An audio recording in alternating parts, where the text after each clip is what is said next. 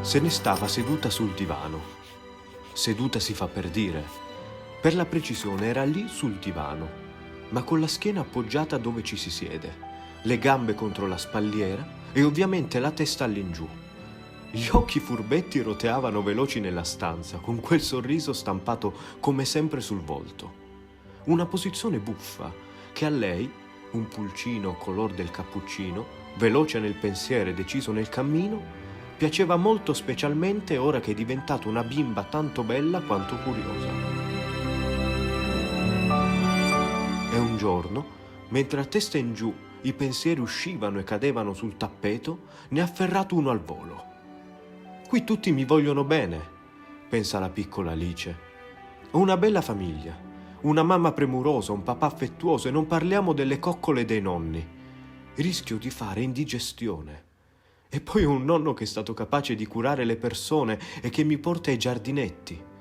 Però ho un desiderio forte forte. Vorrei che la mia famiglia diventasse ancora più grande, con altri bambini con cui giocare. Sarebbe bellissimo.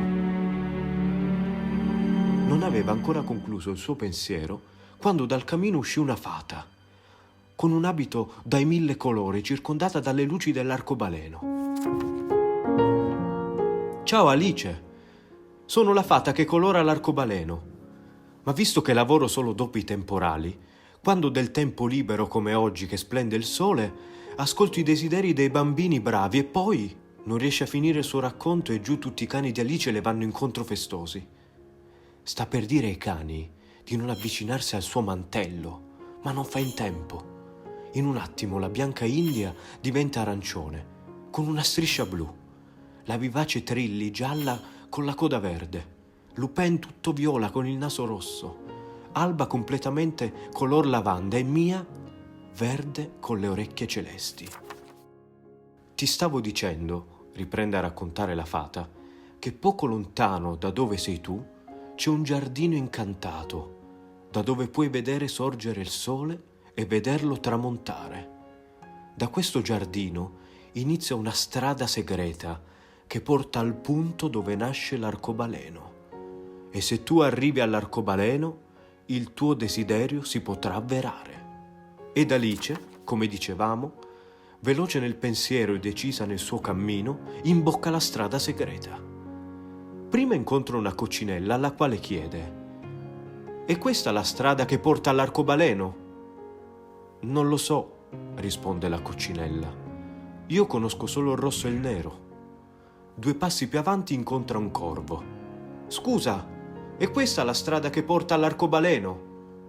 «Non lo so», risponde il corvo. «Io conosco solo il nero e l'arancione». Altri 2 passi e incontra un pinguino. «Scusa, è questa la strada che porta all'arcobaleno?» «Non lo so», risponde il pinguino. «Io conosco solo il nero e il bianco».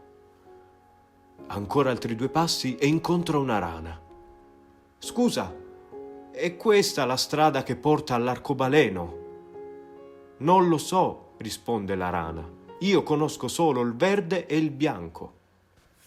La piccola Alice temeva di essere finita nella strada sbagliata, ma d'improvviso, dietro un bel fiore dai 1000 colori, sentì leggeri rumori e poi un vagito. Fece un balzo in avanti e scoprì che lì ad aspettarla c'era una bella bimba con vicino mamma Luisa e papà Raju.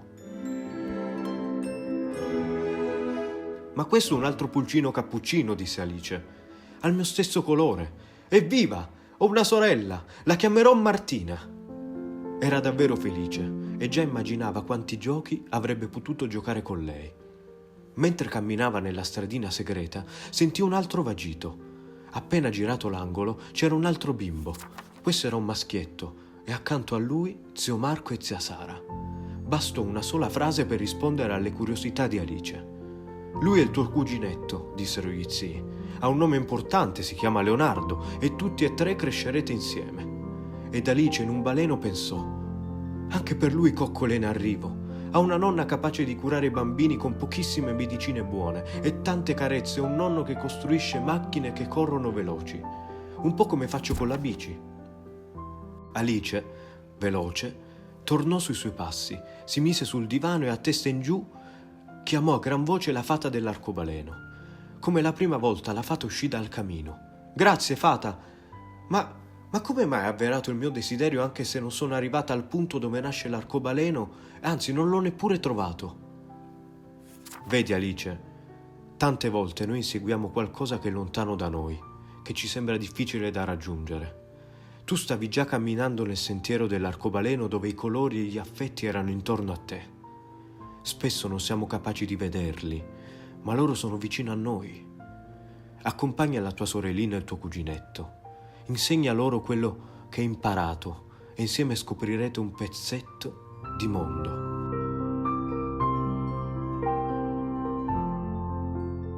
Prima di salutarla, però, le svelò che nuove avventure sarebbero arrivate. Le raccontò della casa dei nonni di Leonardo, fra le campagne con una grande vigna, dove ovunque erano appesi grappoli d'uva e dove loro bambini potevano, prudenti e senza farsi male, correre, nascondersi e scoprire altri misteri. Mosse la mano, sorrise di un sorriso come quelle delle mamme e disse: «Ciao Alice, fai la brava». E in un attimo sparì, ma al suo posto, sul caminetto, lasciò un cristallo che, illuminato dal sole, riempiva la stanza con i colori dell'arcobaleno.